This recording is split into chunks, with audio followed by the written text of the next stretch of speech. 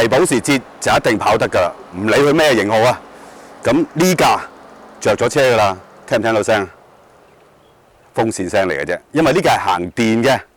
咁做乜要行電呢？其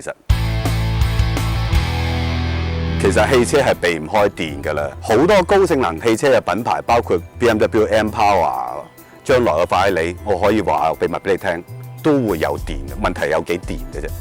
咁而喺咁多個牌子裏邊咧，保時捷係比較先將電力轉化為一種高性能嘅品牌嚟嘅。其實喺第一代嘅 Panamera 已經有好似呢一款咁嘅 E-Hybrid 嘅電加引擎嘅型號㗎啦。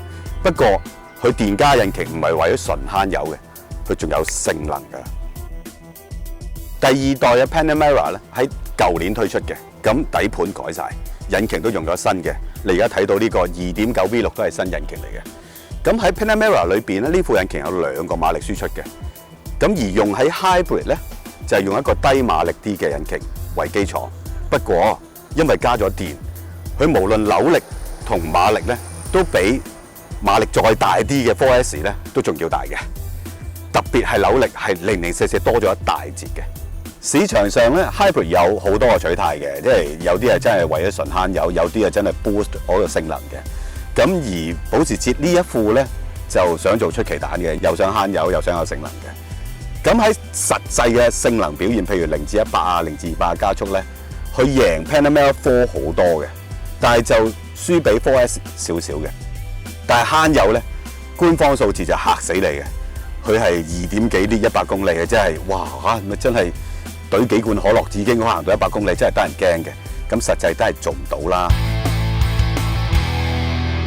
我揸咗400幾公里咧，做到個平均油耗咧係8.2啲100公里，即係平均過3過4 1公里到啦。咁以一部咁大嘅車，400幾匹嘅車，尚算交晒功課㗎啦。如果你想挑戰難度，做到官方嘅數字咧，唔係冇可能嘅。靠咩啊？靠呢個窿，因為佢係插電式嘅 hybrid 嚟嘅，即係話你有電源嘅時候可以直接同佢充電。新嘅 Panamera 咧個電池咧佢 power 係大咗嘅，功率大咗，能力亦都大咗，包括佢嘅續航距離。所以如果行純電咧，佢可以行到50公里嘅。咁如果用純電去揸，個極速去到幾多咧？140公里，佢就會着翻引擎㗎啦。我揸大概100、110，其實係。你真係當佢純電車咁揸，但係因為佢嘅反應係相當夠力嘅。咁你基本上開咗個純電模，佢個引擎真係唔會出嚟嘅。純電已經夠快、夠力、夠反應嘅。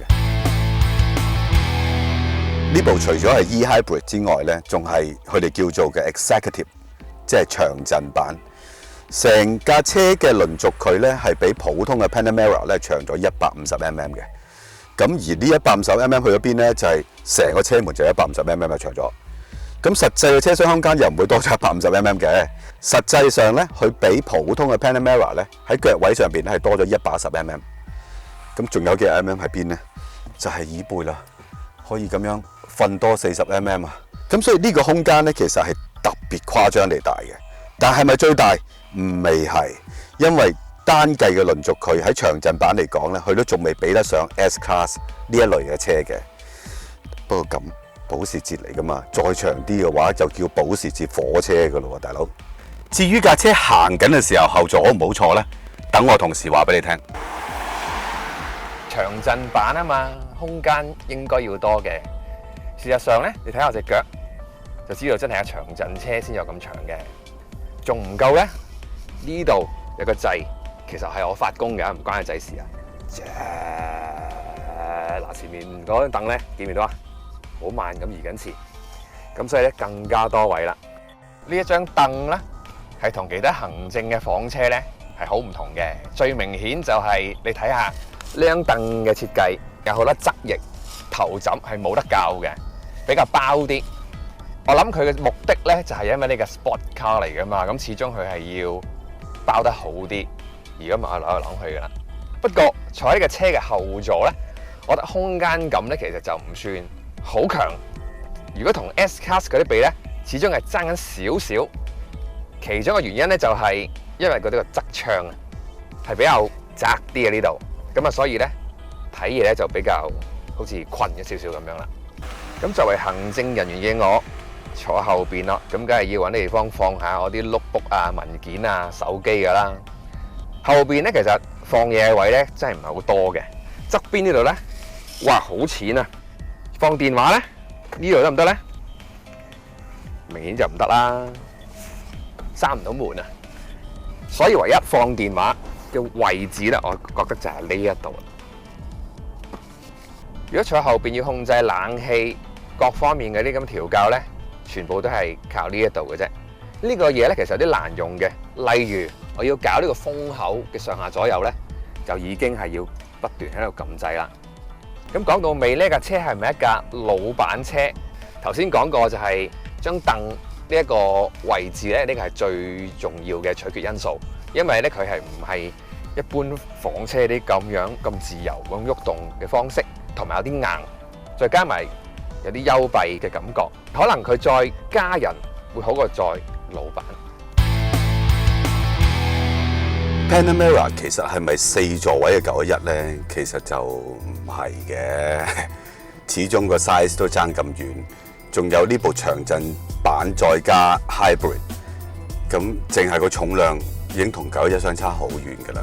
不過佢真係有齋上嚟，又係特別係引擎着嘅時候，佢俾到你嗰種聲音啊、駕駛嘅感覺咧，係有少少保時捷嘅感覺嘅。首先，如果單計長陣版，即係一部咁大空間嘅4門車，其實佢齋上嚟個滿足感一定大過揸啲 S Class 啊、7系嘅，因為佢淨係一樣嘢已經贏到你好遠㗎啦，拋離成條街就係佢個重心真係低嘅，咁甚至低到係有少少跑車仔嘅感覺嘅，特別係佢有嘅 driving mode 咧，其實同普通嘅 Porsche 係好接近嘅。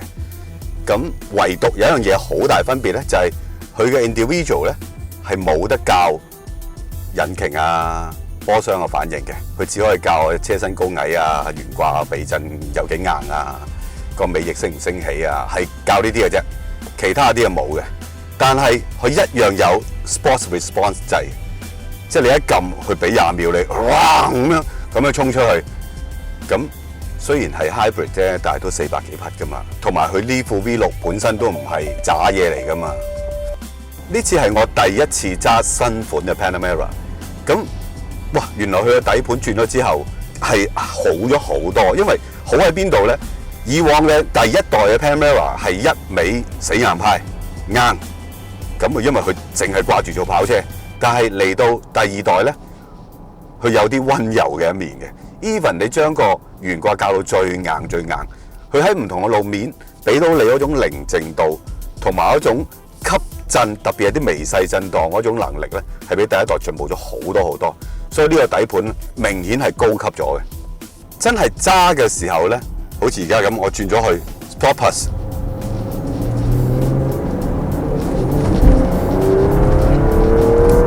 呢啲聲係真係保時捷嘅聲咯，呢啲力。咪就係跑車嘅力咯，直頭俾埋嗰股 punch 啊，我啲 punching 啊，咁所以揸呢部車念得佛經太多嘅時候，我就出去斬殺啦咁樣，其實佢係俾到呢種嘅彈性嚟嘅。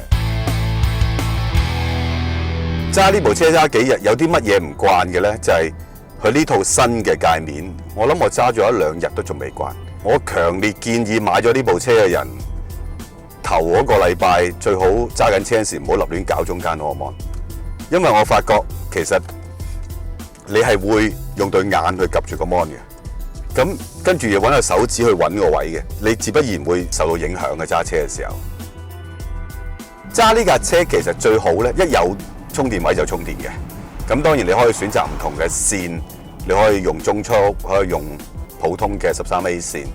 咁佢嘅13A 線咧，係比較麻煩少少，因為佢嗰個 control box 係相當大嚿，又幾重下，啲線又長得好緊要，成 set 13A 嘅線連個盒，哇，好似個降落傘咁大嘅，咁個尾箱已經唔算特別宏偉㗎啦，咁但係個盒亦都相當大，咁個比例上係幾搞笑嘅。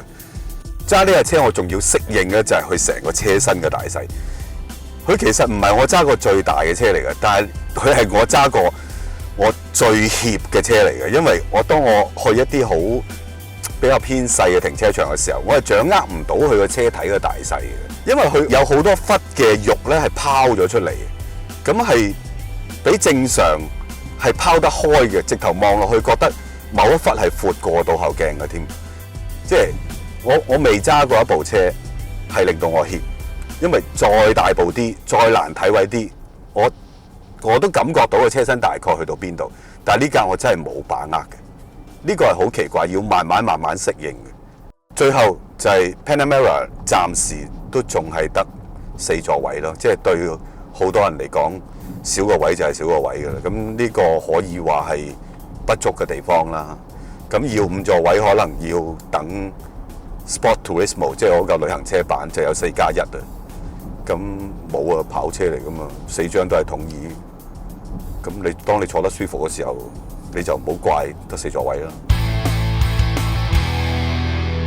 Panamera 裏邊咧，成個車係有好多個 model 嘅，有旅行車版，有呢個長陣版、標準版，引擎又有好多款。如果你要我揀咧，我梗係第一樣嘢係揀 Turbo 啦，因為保時捷嘅 Turbo 真係神級嚟㗎嘛。咁但係 Turbo 貴好多啦。而呢一部嘅電動咧加引擎咧，我係好中意嘅，因為咧第一方面佢有一着引擎嘅時候，佢仍然俾到個保時捷嗰種，同埋你有得揀，你有得揀用邊種方法去用呢架車。但係當你一用電咧，你就突然間叮當阿彌陀佛，放下屠刀立地成佛咁嘅感覺，靜晒成架車，少咗好多罪疚感。同埋佢嗰套 hybrid 係相當聰明，同埋個電力亦都俾到你真係一個正常電動車嗰種咁嘅性能表現。咁好似有2種玩法 combine 埋一齊。不過真係要揀 hybrid， 我都唔會揀長陣嘅，因為 Panamera 理論上應該自己揸嘅。咁而長陣咗之後呢，其實佢個 size 咧我更加難掌握。咁我連生活嘅活動範圍我都會覺得我要諗過嘅。我去唔去伊利沙伯大廈好呢？去唔去禮頓中心好呢？因為通常都唔去啦，因為泊唔到車嘅咁樣。咁所以我寧願揀部細少少，一家人坐，但係已經夠空間嘅。